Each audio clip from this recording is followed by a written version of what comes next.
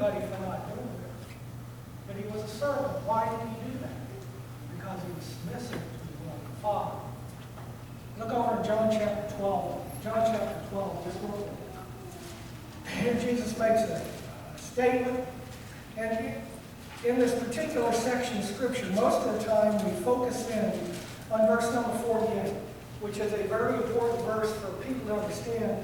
But I want to expand upon that, beginning in verse number 48.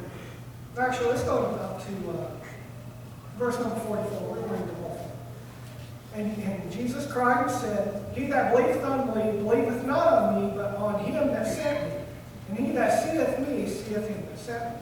I am come a light to the world, that whosoever believeth on me should not abide in darkness.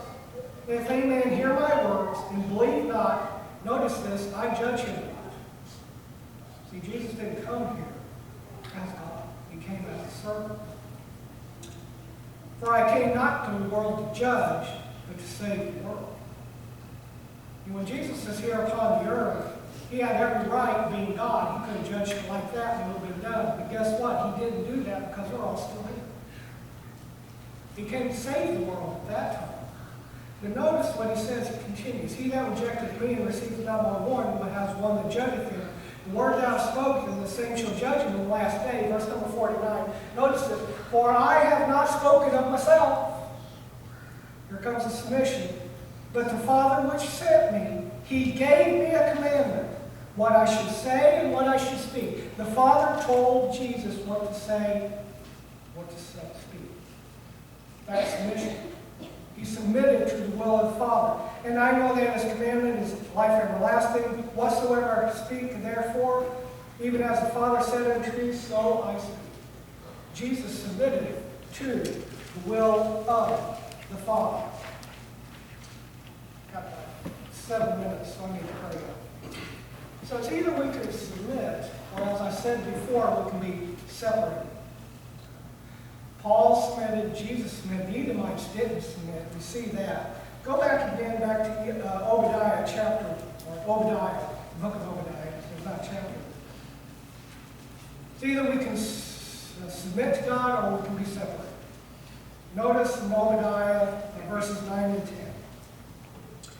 And thy mighty man, O Timothy, shall be dismayed to the end that everyone on the mount of Esau may be caught off by slaughter. For thy violence against thy brother Jacob shall cut thee off, and thou shalt be cut off forever. Separation. Separation. Because they did not submit to the will of God. The will of God was that through Jacob, the Savior would come. They didn't submit. They were always a thorn in the nation of Israel's side. We, here's that black and white choice, either need to submit or be separated. In the New Testament, look at Luke chapter 16. Luke chapter 16, the account of the rich man and Lazarus. Luke chapter 16, we won't read this whole section of Scripture real quick. Excuse me. But here we find two individuals, two Jews. They were both Jews. And you need to understand. And one of them, of course, we know, were carried by the angels in Abraham's bosom. The other one opened his eyes in torment. Okay. The rich man, okay, when we look at the old law, what were they supposed to do? Look back in Luke chapter 10. Place your finger in Luke chapter 16. Go back to Luke chapter 10, just real quick. Luke chapter 10, verses 25 through 27. Luke chapter 10, verses 25 through 27. And behold, a certain lawyer stood up and tempted him, saying, Master, what shall I do to inherit eternal life? And he said, What is written in the law? How readest thou? Notice his answer. And he answered and said, Thou shalt love the Lord thy God with all thy heart, with all thy soul, with all thy strength, and with all thy might. And notice this. This is very important. Love thy neighbor as thyself. Now, what does Jesus say? That was answered right. No rebuke came. And the reason I say that is so we understand that that's what the old law was. You love God, you love your fellow man. That's what it was. All wrapped up in one quick, simple statement. Rich man was a Jew. He was under that law that God had put there. He was to submit himself to that law. But what do we find the rich man doing? He did it.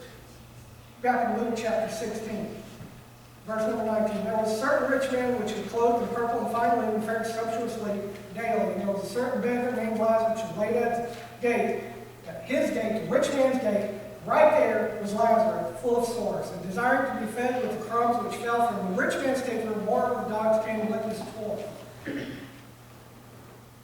What was the rich man doing? He's supposed to love his neighbor. Here's his neighbor, Lazarus, laying there. What's he supposed to do? Lazarus desired the crumbs off of that man's very table. What did he get? The dogs licked his wounds. He didn't get one. Did he love his neighbor? No. He would not submit to the will of God. The will of God was love thy neighbor as thyself. He didn't do it. So what do we find? Separation. He woke up there after his death, opened his eyes, and he was in that flame. It's either we submit or we're separated from God. James chapter 4, verse number 7, I got to go quickly here. Submit yourself unto God and flee to death. We're to submit. Simple. Whatever God tells us to do, that's what we do. In all things in our lives, we submit. I'm not the captain of my own life. You go to work, you submit yourself to the boss. You know? Romans chapter 13, 1 through 8, we submit to the civil authorities. If you don't think you do, run down that street out there at 85 miles per hour, see what happens. You submit. You submit to the will of the authorities here upon earth. Ephesians 6:1, children submit to their parents. Ephesians 5:22, wives submit to your husbands. We can go on and on. One more point I just want to make real quick. In Romans chapter 6. And here's what we mean by this submission or separation. We submit to somebody. It doesn't matter. In one way or another, we submit. In Romans chapter 6, verse number 15 and 16, what then shall we sin? Because we are not under the law, but under grace? God forbid. Know ye not that to whom ye yield your servants to obey, his servants ye are to whom ye obey, whether of sin unto death or of obedience unto righteousness? We all submit, one way or another. It doesn't matter. It just depends on who you're going to submit to. In John chapter 8, verse number 44, John would call those Pharisees that thought they were submitting to God, you are of your father, the devil. Who were they submitting to? When they did not do the will of the Father. They were submitting to the will of Satan. How many of us in this audience tonight are proud to say, I serve the devil? I would dare say nobody would go out these doors and yell that from the rooftop. But think about your life. Do you submit to the will of God? If you do not submit to His will, then whose will are you submitting to? There's only one other person, and that's the devil. And so we need to submit. We need to submit, or we're going to be separated. As a rich man found out. We look at the scriptures and we understand and know that judgment day is coming. Again, we just implore you this evening to think about where you are with God. And have you actually submitted to His will? If you're not a Christian tonight, you haven't submitted. If you don't know what God requires of you to have salvation, so that you can submit to those commandments, let it be known. We'd be more than happy to sit down with you with God's Word tonight. Study those things so that you can understand and know what God requires of you, and you can actually submit to those ordinances and those doctrines. But if you know these things, you've heard it before, maybe you've studied, but you're just kind of on the fence. When it comes to religious matters, there is no fence. It is either you're here on God's side or you are on the devil's side. And if you haven't submitted to God's plan of salvation, you are on the devil's side. I'm sorry to say. Do you believe that Jesus Christ is the Son of God? Are you willing to repent of the sin that's in your life, to simply submit to the Father? Confess His name before men, and finally and simply have your sins washed away in the waters of grace of baptism. That's submission. That's submission to the will of the Father. And God says, when you submit to my will, I will bless you. And one of the greatest blessings that you can receive is that of salvation. You can have your sins washed away in the water and grave of baptism. Romans chapter 6, 1 through 4 indicates to us that it's a burial. We're buried. The old man who was dead to sin is gone. We rise up out of that watery grave to what? Walk in newness of life as a Christian.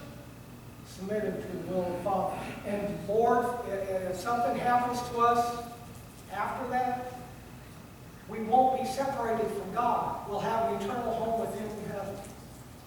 But if you won't do these things, or you refuse to do these things, the only thing that you can wait for is separation from the God that you supposedly love. If you've done these things in the past, but yet you find that there's an area of your life that you have not submitted,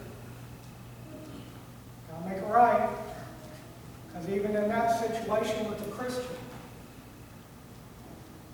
we're going to be separated. You know, when we read Matthew chapter 25, that great judgment scene, those are Christians also that's included in there when He says all nations. It's people part of God's kingdom. And He says, depart from me, ye that work in iniquity. Depart. Separation. Why? Because they did not submit to the will of the Father. So this evening we ask, have you submitted to the will of the Father? Is there something in your life that you're sinning and you bring shame and reproach upon the body of Christ? It's something, again, of a private nature before you go to God in prayer, asking for His forgiveness. He is faithful and just to forgive you. Something of a public nature that you need to confess publicly before men. Come forward this evening. Let it be known. We'll pray with you and for you, and God will forgive you as we stand and sing the invitation song.